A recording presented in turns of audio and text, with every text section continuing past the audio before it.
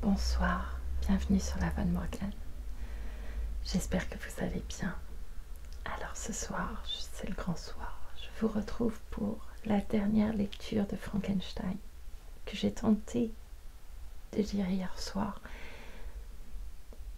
Mais comme une lecture précédente m'avait fait très peur, enfin si vous l'avez vue, elle n'était pas très agréable à écouter sans doute, mais vous avez vu que j'avais eu peur, je pense.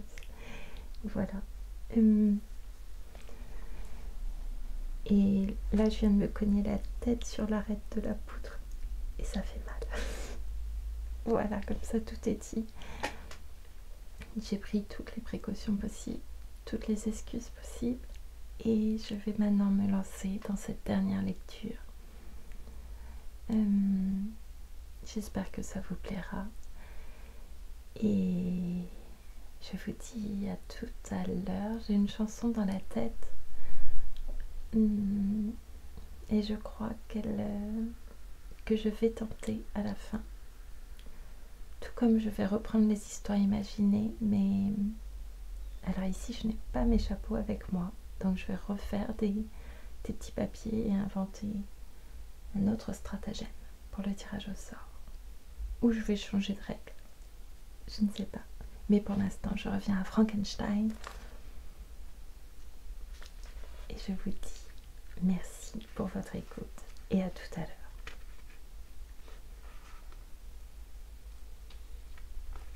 Suite par Walton, 26 août 1700. Vous avez lu, ma sœur, cette histoire étrange et effrayante. Ne sentez-vous pas votre sang glacé par une horreur qui, même en ce moment, arrête le mien dans mes veines? Quelquefois, il était saisi subitement par la douleur et ne pouvait continuer son récit. De temps en temps, sa voix, brisée mais perçante, prononçait avec difficulté ces paroles si pleines de désespoir. Ses yeux doux et beaux étaient tantôt animés par l'indignation, tantôt abattus par le chagrin et éteints par la force du malheur. Quelquefois, il maîtrisait sa physionomie et ses expressions, et il racontait les événements les plus terribles d'une voix tranquille, sans aucune marque d'agitation. Mais tout à coup, semblable au volcan qui s'entr'ouvre, il animait son visage par l'expression de la rage la plus farouche, et il vomissait des imprécations contre son persécuteur. Son récit s'enchaîne, et il le fait avec l'air de la vérité la plus simple. Cependant, j'avoue que les lettres de Félix et de sa fille qu'il me montra, et l'apparition du monstre que nous avons vu de notre vaisseau, m'ont plus convaincu de la vérité de son récit que ses assertions vives et bien enchaînées. Ainsi un fait constant, un fait dont je ne puis douter, c'est que le monstre existe réellement, mais je ne puis revenir de ma surprise et de mon admiration. Quelquefois je tâchais d'obtenir de Frankenstein des détails sur la formation d'une semblable créature, mais sur ce point il était impénétrable. « Êtes-vous fou, mon ami ?» disait-il. « Vous mène une curiosité irréfléchie. Voudriez-vous aussi créer un animal infernal pour vous-même et pour le monde?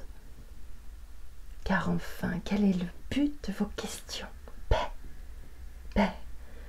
Apprenez mes malheurs, ne cherchez pas à augmenter les vôtres. » Frankenstein s'aperçut que je prenais des notes sur son histoire. Il demanda à les voir, les corrigea lui-même et y ajouta en plusieurs endroits pour donner de la vie et de la force aux conversations qu'il avait avec son ennemi.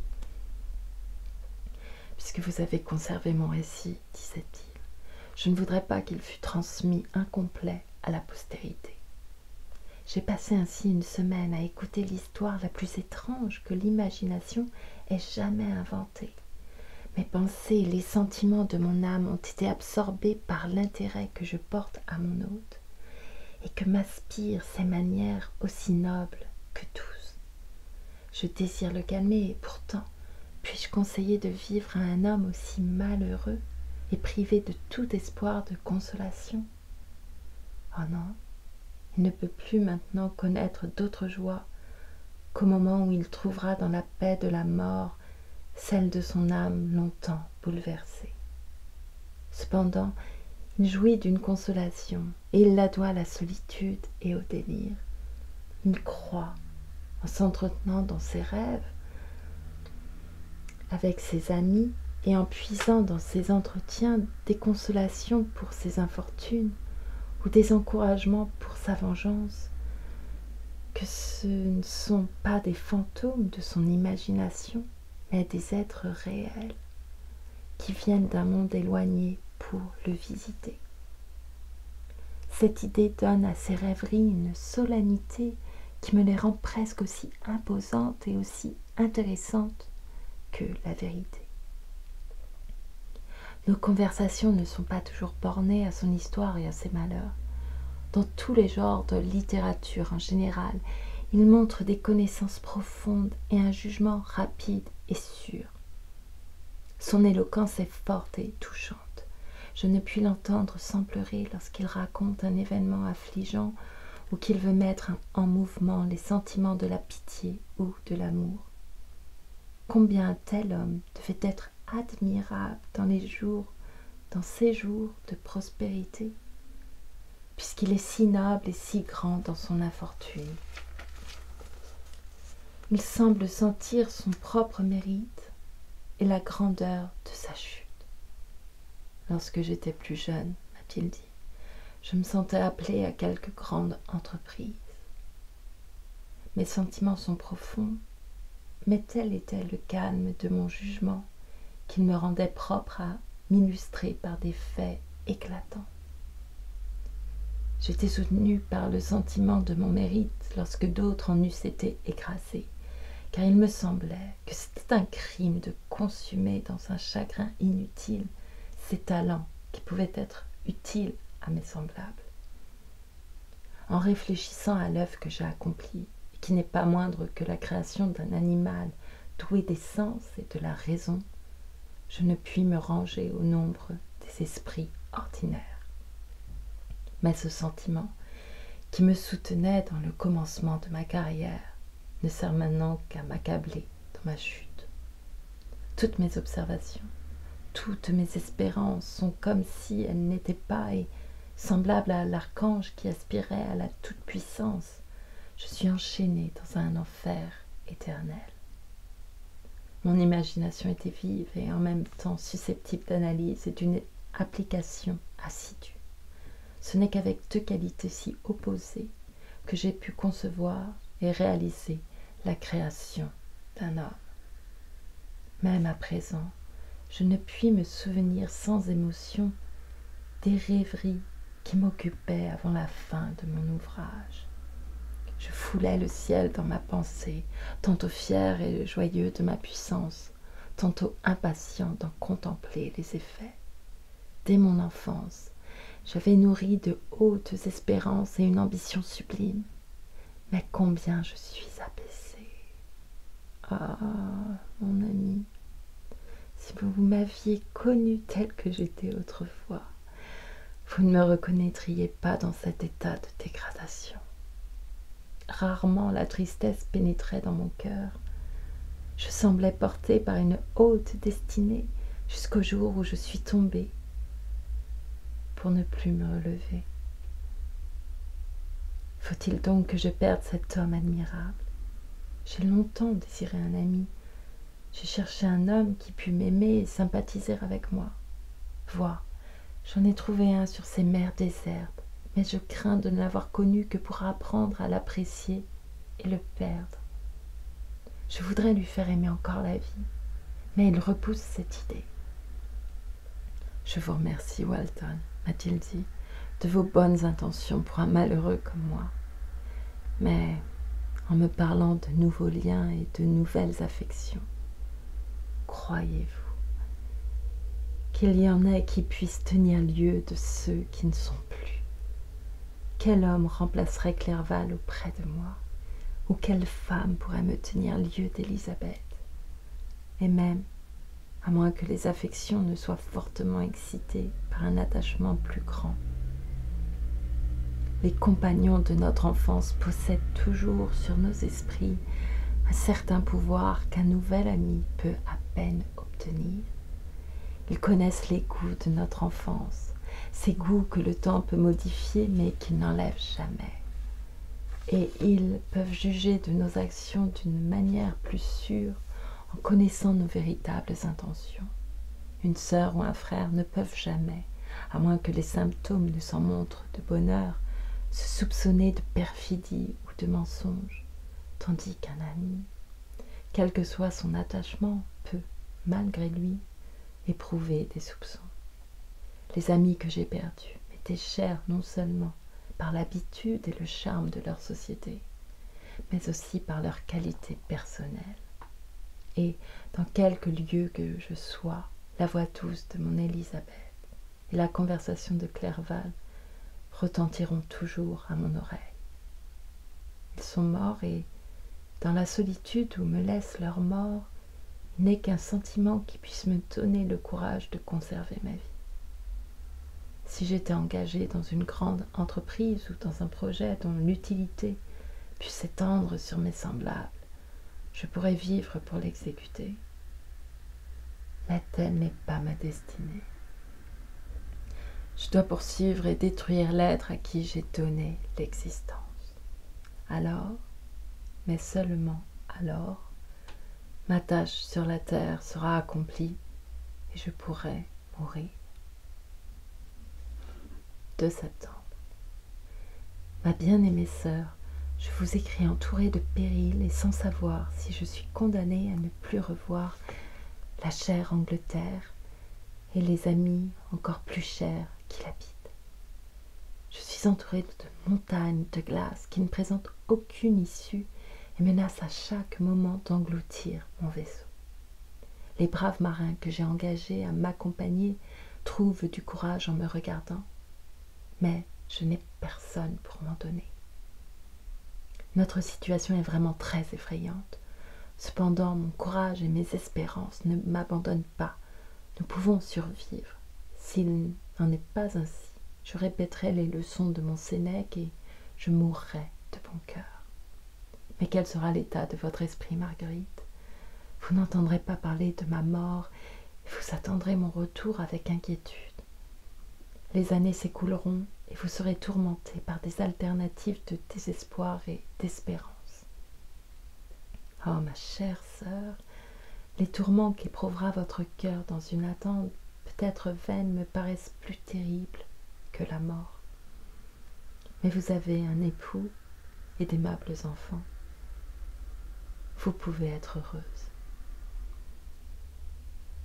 Que le ciel répande sur vous ses bénédictions. Mon malheureux hôte me regarde avec la plus tendre compassion. Il tâche de me donner de l'espoir. Il parle comme si la vie était un bien qu'il estime. Il me rappelle que les navigateurs qui se sont exposés avant moi sur cette mer ont souvent eu à craindre les mêmes dangers. Et, en dépit de moi, il me remplit d'heureux augures. Les matelots même sentent le pouvoir de son éloquence. Lorsqu'ils parlent, ils reprennent courage. Ils raniment leur énergie et, en entendant sa voix, ils croient que ces vastes montagnes de glace sont des môles qui pourront s'évanouir et céder aux résolutions de l'âme. Ces sentiments sont passagers. Leur attente étant chaque jour retardée, ils passent de l'espoir à la crainte et de la crainte au désespoir. J'ai bien peur que cela ne finisse par une mutinerie. 5 septembre. Il vient de se passer une scène d'un intérêt si peu commun que je ne puis résister au désir de la rapporter, quoiqu'il soit très probable que ces papiers ne vous parviendront jamais. Nous sommes encore entourés de montagnes de glace et sans cesse en danger d'être engloutis au premier choc. Le froid est excessif et plusieurs de mes malheureux compagnons ont déjà trouvé leur tombeau au milieu de cette scène de désolation. La santé de Frankenstein dépérit de jour en jour. Le feu de la fièvre brille encore dans ses yeux, mais il est épuisé et lorsque tout à coup il a fait quelque effort, Il retombe aussitôt et semble privé de la vie. Je vous ai annoncé dans ma dernière lettre que je redoutais une mutinerie ce matin. J'étais à observer le visage pâle de mon ami, ses yeux à moitié fermés, ses membres languissants quand je fus détournée de ce spectacle par un groupe de matelots qui désiraient entrer dans la cabine. Ils entrèrent et leur chef m'adressa la parole. Il me dit que lui et ses compagnons avaient été choisis par les autres matelots pour venir en députation près de moi et me faire une demande qu'en toute justice je ne pouvais refuser. Il ajoutait que nous étions enfermés dans la glace et qu'il était à croire que nous n'en sortirions jamais. Mais toute leur crainte était que, si par hasard la glace venait à se séparer et à laisser un passage libre, je ne fusse assez téméraire pour continuer mon voyage et les conduire à de nouveaux dangers. Après qu'ils auraient heureusement surmonté celui-ci, ils désiraient donc que je fisse la promesse solennelle que, si le vaisseau était dégagé, je dirigerais aussitôt ma course vers le sud. Ce discours me troubla. Je n'avais pas perdu tout espoir et je n'avais pas encore conçu l'idée de retourner sur mes pas si j'étais délivrée. Cependant, pouvais-je justement, ou même physiquement, m'opposer à cette demande? J'hésitais avant de répondre lorsque Frankenstein, qui avait d'abord été silencieux et paraissait réellement avoir à peine assez de force pour donner la moindre attention à quoi que ce soit, se réveilla les yeux étincelants et les joues animées par une force passagère. Il se tourna vers ses hommes et leur dit « Que voulez-vous? Que demandez-vous à votre capitaine? Pouvez-vous donc être si facilement détourné de votre entreprise? N'appeliez-vous pas cette expédition glorieuse? Et pourquoi l'était-elle? Ce n'est pas parce que la route était facile et paisible, comme une mer du Sud, mais parce qu'elle était pleine de dangers et de terreurs. Parce qu'à chaque nouvel accident, votre bravoure était nécessaire et que votre courage devait être mis à l'épreuve. Parce que vous aviez autour de vous le danger et la mort. Et que ces dangers, vous deviez les braver et les surmonter. Voilà pourquoi votre entreprise était glorieuse. Pourquoi elle était honorable. Le monde vous aurait appelé les bienfaiteurs du genre humain. On aurait adoré les noms illustrés par les hommes courageux qui auraient bravé la mort pour la gloire et le bien de l'espèce humaine. Faites maintenant la comparaison. À la première idée de danger ou, si vous le voulez, à la première épreuve forte et effrayante de votre courage, vous vous découragez et vous consentez à passer pour des hommes qui n'ont pas eu assez de force pour endurer le froid et le danger. Aussi dira-t-on, pauvres gens, ils étaient frileux et ils sont revenus se chauffer à leur foyer. Mais pourquoi ces ménagements? Vous n'aviez pas besoin de venir si loin et de traîner votre capitaine à la honte d'un revers pour prouver uniquement votre lâcheté. Ah, soyez hommes ou soyez plus que des hommes. Persévérez dans vos projets et soyez aussi fermes qu'un roc.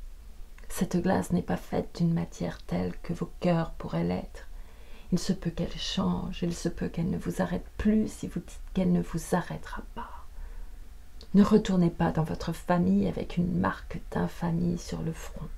Retournez comme des héros qui ont combattu et vaincu et qui ne savent pas ce que c'est que de tourner le dos à l'ennemi.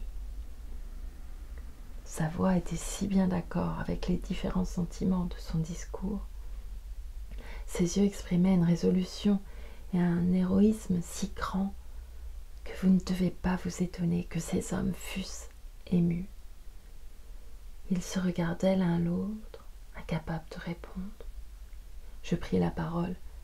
Je les invitai à se retirer et à réfléchir à ce qu'on leur avait dit. Je leur dis que je ne les mènerais pas plus au nord s'ils persistaient dans leur désir de retour, mais que j'espérais que leur courage reviendrait avec la réflexion. Ils se retirèrent, et je me tournai vers mon ami, qui était retombé en langueur et presque sans vie. Ils se retirent. Je ne sais quelle sera la fin de tout ceci, mais je préfère la mort à la honte de revenir sans avoir exécuté mon projet. Cependant, je crains d'y être forcé. Des hommes qui ne sont pas soutenus par des idées de gloire et d'honneur ne peuvent jamais continuer de bon gré à supporter les fatigues auxquelles ils sont exposés. 7 septembre. Le sort en est jeté. J'ai consenti à revenir si nous ne périssons pas. Ainsi, mes espérances sont détruites par la lâcheté et l'indécision. Je reviens sans rien savoir et déçu dans mes projets. Il faut plus de philosophie que je n'en ai pour supporter patiemment un malheur aussi injuste. 12 septembre. C'en est fait, je rentre en Angleterre. Je suis frustrée dans mes espérances de gloire et d'intérêt. J'ai perdu mon ami. Je vais tâcher, ma chère sœur, de vous donner des détails sur ces pénibles événements. Et puisque je me dirige vers l'Angleterre et en même temps vers vous, je ne m'affligerai pas. Le 9 septembre, la glace commença à remuer. Des bruits semblables à celui du tonnerre se firent entendre au loin et annoncèrent que les îles de glace se séparaient et se rompaient de tous les côtés. Nous étions dans le péril le plus imminent. Mais notre position étant entièrement passive, et je portais presque toute mon attention sur mon malheureux hôte, dont la maladie avait pris un caractère si grave qu'il ne pouvait plus sortir de son lit. La glace se rompit derrière nous et fut emportée avec force vers le nord. Le vent tourna à l'ouest et, le 11, le passage vers le sud devint parfaitement libre. Les matelots, en voyant presque assurer leur retour dans leur patrie, poussèrent de grandes acclamations de joie longtemps prolongées. Frankenstein, qui était assoupi, s'éveilla et demanda la cause du tumulte. « Ils se réjouissent, lui dis-je, de ce qu'ils retourneront bientôt en Angleterre. »« Retournez-vous vraiment ?» ?»« Hélas oui, je ne puis résister à leur demande. Je ne puis les contraindre à braver le danger et je suis moi-même contraint de retourner. Faites-le si vous le voulez, mais je n'en ferai rien. Vous pouvez abandonner votre projet, mais je ne puis manquer au mien. Il m'est assigné par le ciel. Je suis faible, mais je ne doute pas que les esprits qui aident ma vengeance ne me donnent assez de force. » À ces mots, il tâcha de se lever de son lit, mais l'effort était au-dessus de ses forces. Il retomba et s'évanouit. Il resta longtemps avant de reprendre connaissance, et je crus que la vie était entièrement éteinte. Enfin, il ouvrit les yeux, mais il respirait avec difficulté et ne pouvait parler. Le chirurgien lui donna une potion et nous ordonna de le laisser et de ne pas le troubler. En même temps, il m'annonça que mon ami n'avait pas beaucoup d'heures à vivre. La sentence était prononcée. Je ne pouvais que m'affliger et attendre. Je m'assis auprès de son lit pour l'observer. Ses yeux étant fermés, je crus qu'il dormait. Mais à ce moment, il m'appela d'une voix faible, m'invita à m'approcher et me dit « Hélas, la force sur laquelle je comptais m'abandonne. Je le sens, je mourrai bientôt. Et lui, mon ennemi, mon persécuteur, il vit peut-être encore. Ne croyez pas, Walton, que dans les derniers moments de mon existence, j'éprouve cette haine brûlante et ce désir ardent de vengeance dont j'étais animé autrefois. Je souhaite la mort de mon ennemi et je me sens justifié par ce sentiment. Pendant ces derniers jours, je me suis mis à examiner ma conduite passée et je ne la trouve nullement blâmable. Dans un accès de démence et dans un transport d'enthousiasme, j'ai créé un être doué de raison. J'étais tenue d'assurer, autant qu'il était en mon pouvoir, son bonheur et son bien-être. Tel était mon devoir, mais il en était un autre, bien supérieur. Mes devoirs envers mes semblables étaient beaucoup plus dignes de fixer mon attention, puisqu'ils renfermaient une plus grande proportion de bonheur ou de malheur.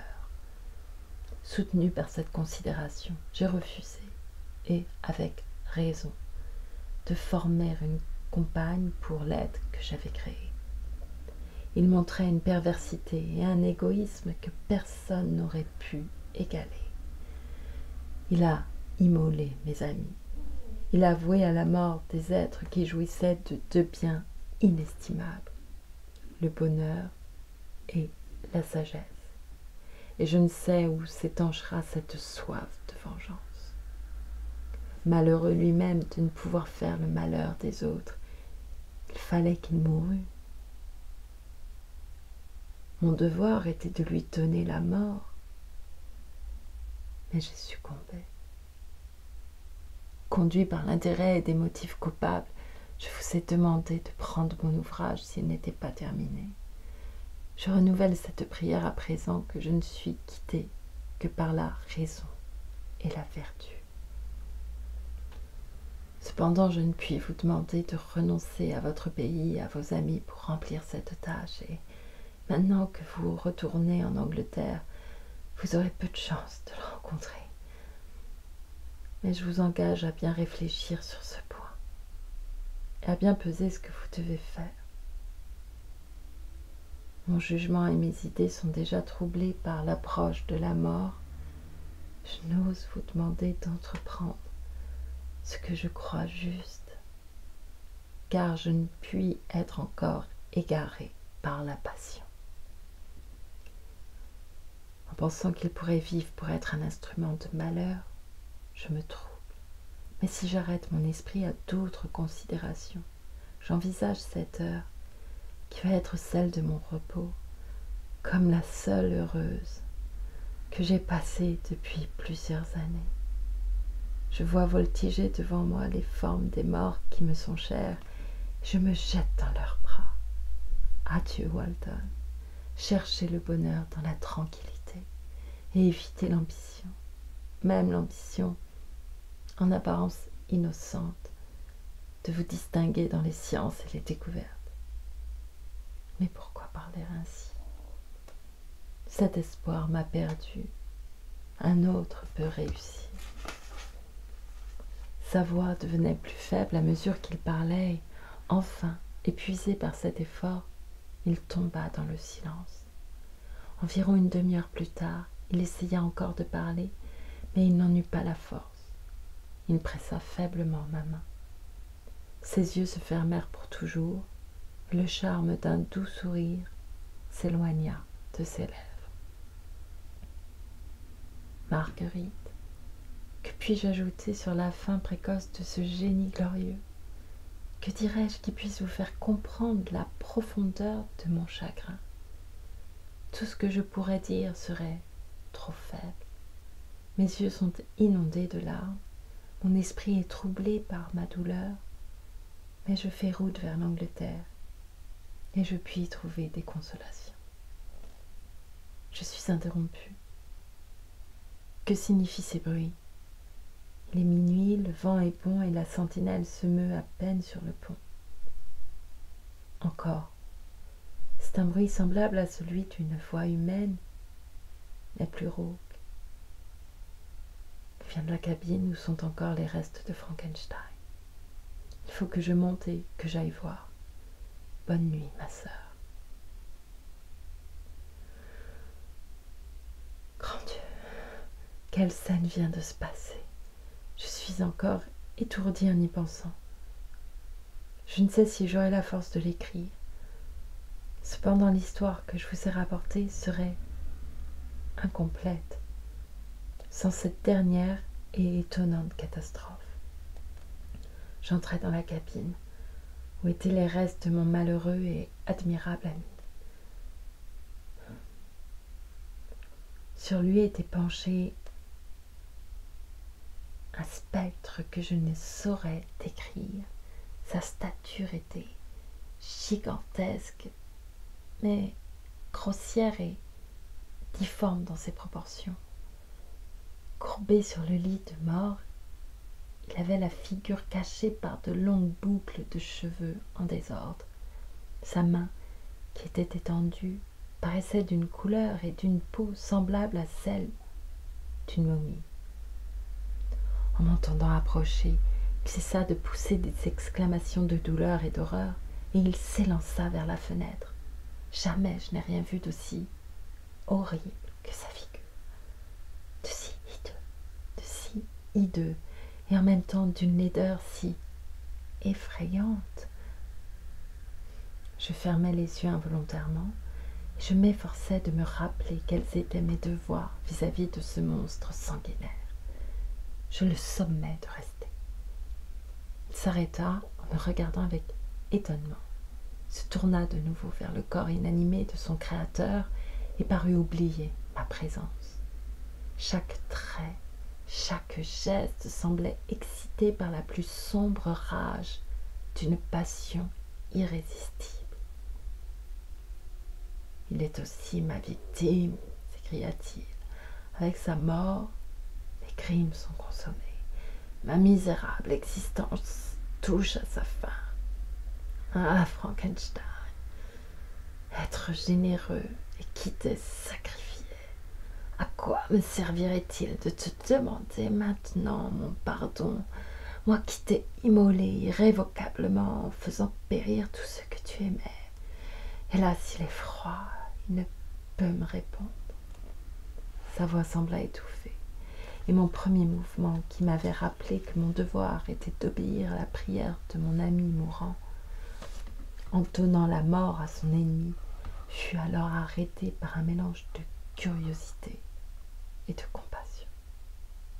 Je m'approchai de cet être effrayant, sans oser lever les yeux sur son visage, dont la laideur était singulièrement repoussante et vraiment extraordinaire. J'essayai de parler, mais les mots s'arrêtaient sur mes lèvres. Le monstre continuait de s'adresser des reproches furieux et incohérents. Enfin, j'osai lui parler dans un moment où sa fureur se calmait. « Ton repentir, lui dis-je, est maintenant superflu. Si tu avais écouté la voix de la conscience et senti l'aiguillon du remords avant de pousser ta vengeance infernale à cette extrémité, Frankenstein vivrait encore. » Et rêvez-vous, dit le démon. Oubliez-vous que j'étais alors mort au chagrin et au remords. Lui, continua-t-il en me montrant le cadavre, il n'a pas plus souffert durant sa vie. Oh non, pas la 10 millième partie de mon angoisse pendant son long et cruel supplice. J'étais saisie d'effroi, et en même temps j'avais le cœur déchiré par leur mort. Pensez-vous que les gémissements de Clerval fussent agréables à mon oreille? Mon cœur était fait pour être susceptible d'amour et de sympathie, et lorsque j'ai été poussé par le malheur au crime et à la haine, il ne supporta pas la violence du changement sans un tourment que vous ne pouvez même imaginer. Après le meurtre de Clerval, je revins en Suisse, le cœur brisé et abattu. J'avais pitié de Frankenstein, et ma pitié se transforma en horreur. Je m'abhorrais moi-même, mais en pensant que lui, l'auteur et de mon existence et de mes inexprimables tourments, il osait espérer le bonheur, que, tandis qu'il accumulait sur moi le malheur et le désespoir, il cherchait son bonheur dans des sentiments et des passions dont j'étais à jamais privé. Alors une jalousie impuissante et une indignation amère me remplirent d'une soif insatiable de vengeance. Je me souvins de ma menace et je résolus de l'accomplir. Je savais que je me préparais une torture affreuse, mais j'étais l'esclave et non le maître d'une impulsion que je détestais sans pouvoir y résister. Cependant, lorsqu'elle périt, non, je n'étais pas alors malheureux. J'avais repoussé tout sentiment, comprimé toute angoisse pour me livrer à l'excès de mon désespoir. Dès lors, le mal devint bien pour moi. Arrivé à ce point, je n'eus plus d'autre choix que d'adapter ma nature à un élément que j'avais choisi moi-même. Le couronnement de mon projet infernal devint une passion insociable. Et maintenant, il est terminé. Voici ma dernière victime. Je fus d'abord touchée par les expressions de sa douleur, mais en me rappelant que Frankenstein m'avait parlé du pouvoir de son éloquence persuasive, et en reportant les yeux sur le corps inanimé de mon ami, je sentis l'indignation se rallumer en moi. « Malheureux, lui dis-je, convient-il que tu viennes ici pour gémir sur la scène de désolation dont tu es l'auteur? Tu jettes une torche au milieu d'un édifice et, après qu'il est consumé, tu t'assieds sur ses ruines et tu gémis de sa chute. Démon hypocrite, si celui que tu pleures vivait, il serait encore l'objet de ton exécrable vengeance, et il en deviendrait la proie. Ce n'est pas la pitié que tu sens, tu gémis seulement de ce que la victime que tu réservais à ta perversité vient de lui échapper. Ah, ce n'est pas ainsi, non, dit-il en m'interrompant, quoique vous deviez le penser en me jugeant d'après mes actions. Je ne cherche pas quelqu'un qui compatisse à ma misère.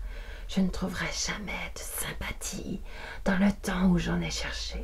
C'était à l'amour de la vertu, au sentiment de bonheur et d'affection dont je me sentais pénétrée, que je désirais participer. Mais maintenant que la vertu est devenue pour moi un fantôme, et que le bonheur et l'affection sont changés en un désespoir amer et cruel, où chercherai-je la sympathie? Tant que mes souffrances dureront, je suis contente de souffrir, seule. Lorsque je mourrai, la haine et l'opprobre chargeront ma mémoire. Autrefois, mon imagination était adoucie par des idées de vertu, de gloire et de bonheur. Autrefois, j'espérais à tort rencontrer des êtres qui pardonneraient à mon apparence et m'aimeraient pour les excellentes qualités dont j'étais capable de faire preuve. Je me nourrissais de hautes pensées d'honneur et de dévouement. Mais maintenant, le crime m'a placé au-dessous du plus vil animal. Il n'est personne à qui je puisse être comparé pour le crime, le malheur et la perversité. Lorsque je fais l'énumération de mes crimes, je ne puis croire que je sois le même qui était autrefois rempli des visions sublimes et transcendantes de la beauté et de la majesté du bien. Mais il n'est que trop vrai. L'ange déchu devient le démon du mal. Et même cet ennemi de Dieu et de l'homme avait des amis et des compagnons dans son malheur. Et moi, je suis seule. Vous qui appelez Frankenstein votre ami, vous paraissez connaître mes crimes et ses malheurs. Mais dans le détail qu'il vous en a donné, il n'a pu vous énumérer les heures, les mois de misère que j'ai passés et durant lesquels je me suis consumée en passion impuissante. Car tandis que je détruisais ses espérances, je ne satisfaisais pas mes propres désirs. Ils étaient toujours ardents et insatiables. Que je désirasse l'amour ou l'amitié, j'étais toujours repoussée. N'y avait-il aucune injustice en cela? Dois-je passer pour le seul criminel lorsque toute l'espèce humaine était contre moi? Pourquoi n'haïssez-vous pas Félix, qui chassa son ami d'une manière outrageante. Pourquoi ne détestez-vous pas le paysan qui voulut tuer le sauveur de sa fille? Non, ce sont des êtres vertueux et sans tache. Moi qui suis malheureux et abandonné, je suis un objet de rebut qui doit être méprisé, repoussé et foulé aux pieds. Même à présent, je sens bouillir mon sang au souvenir de cette injustice. Mais il est vrai que je suis un misérable. J'ai assassiné celui qui était aimable et sans abus. J'ai étranglé l'innocent pendant son sommeil. J'ai étouffé celui qui n'avait jamais fait aucun mal, ni à moi, ni à aucun être animé. J'ai voué au malheur mon Créateur, le modèle de tout ce qui est digne d'amour et d'admiration parmi les hommes. Je l'ai poursuivi jusqu'à cette extrémité irréparable. Le voici, livide et glacé du froid de la mort. Vous me haïssez, mais votre haine ne peut égaler celle avec laquelle je me regarde de moi-même. Je vois les mains qui m'ont formé. Je pense que c'est dans son imagination que j'ai été conçu, et je suis impatient de voir arriver le moment où tout cela ne sera plus sous mes yeux ou présent à ma pensée. Ne craignez pas que je devienne un jour l'instrument d'une nouvelle oppression. Mon ouvrage sera bientôt achevé. Ni votre mort, ni celle d'aucun homme n'est nécessaire pour consommer mon existence et accomplir ce qui doit arriver. La mienne seule est nécessaire. Ne croyez pas que je tarde à faire ce sacrifice. Je quitterai votre vaisseau sur le radeau de glace qui m'a apporté ici, et je chercherai l'extrémité du globe la plus voisine du nord. Je formerai mon bûcher funéraire, et je réduirai en cendres ce misérable corps afin que ses restes ne puissent servir à quelque homme curieux et profane qui voudrait créer un autre être semblable à moi. Je vais mourir. Je ne sentirai plus l'agonie qui me consume maintenant, et je ne serai plus la proie de mes sens, que je n'ai pu ni satisfaire ni éteindre. Il est mort, celui qui me donna l'existence, et lorsque je ne serai plus, le souvenir de nos deux existences sera bientôt évanoui. Je ne verrai plus le soleil ou les étoiles, et je ne sentirai plus le vent se jouer sur mon visage. Je ne connaîtrai plus ni lumière, ni sentiment, ni sens, mais c'est dans cette condition que je dois trouver mon bonheur. Il y a quelques années, lorsque je vis pour la première fois la beauté de ce monde, lorsque je sentis la chaleur vivifiante de l'été, lorsque j'entendis le bruissement des feuilles et le gazouillement des oiseaux et que je bornais là toutes mes sensations, j'aurais été inconsolable de mourir.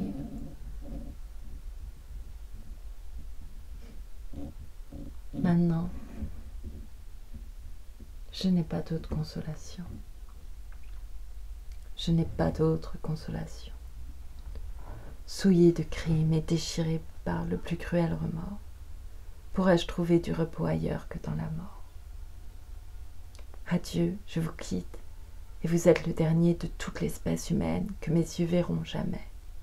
Et toi, Frankenstein, adieu.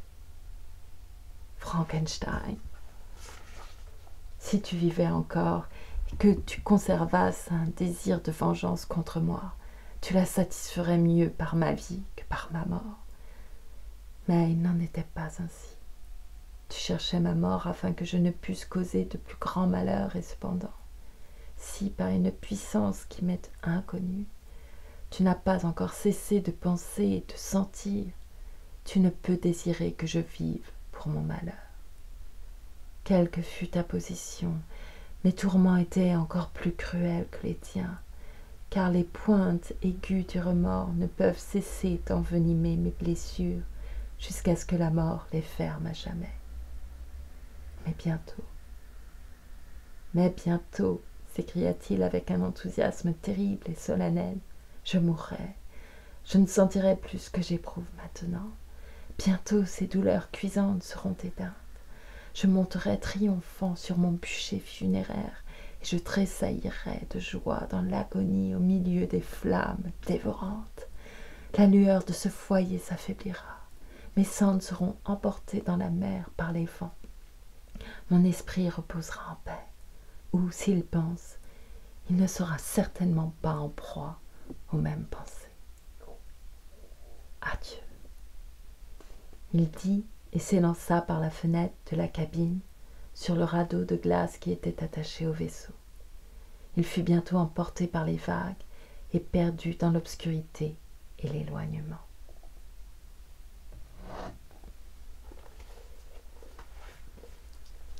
Et c'est la fin de Frankenstein de Mary Shelley. C'était long ce dernier passage, je crois. Je ne savais plus comment le lire. Voilà. Que dire du livre? Ah, parce que j'en ai déjà dit. Ben voilà que c'est une œuvre vraiment très romantique, on va dire, avec pas mal de répétitions, pas mal de contemplation, mais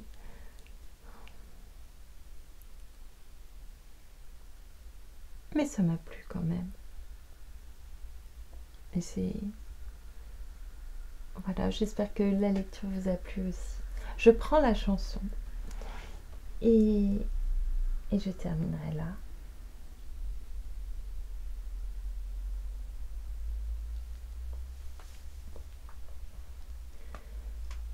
Matin fait lever le soleil. Matin à l'instant du réveil, viens tendrement poser tes belles de rosée sur la nature en fleurs, chère à mon cœur.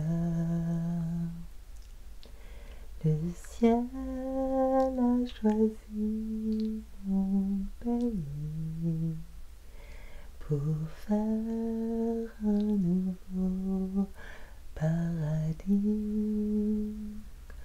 au loin des tourments, dans un éternel printemps.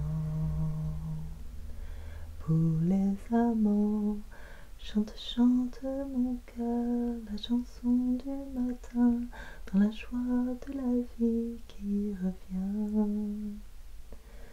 Matin fait lever le soleil.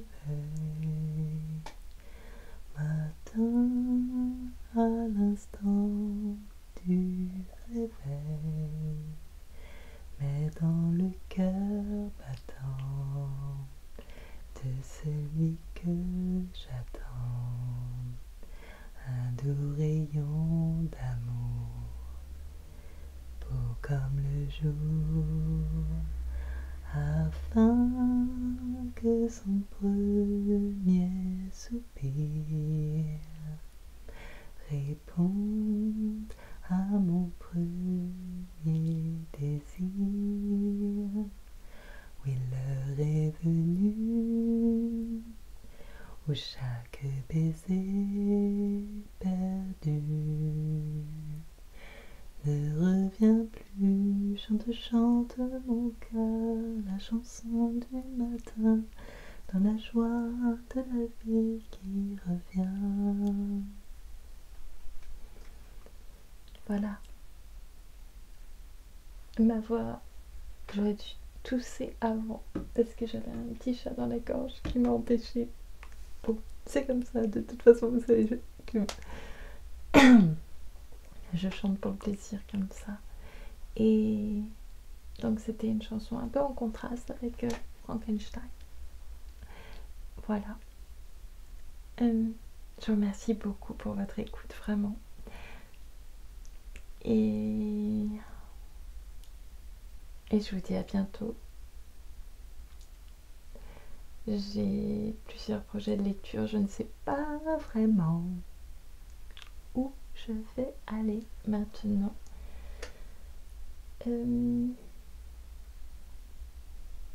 On verra bien.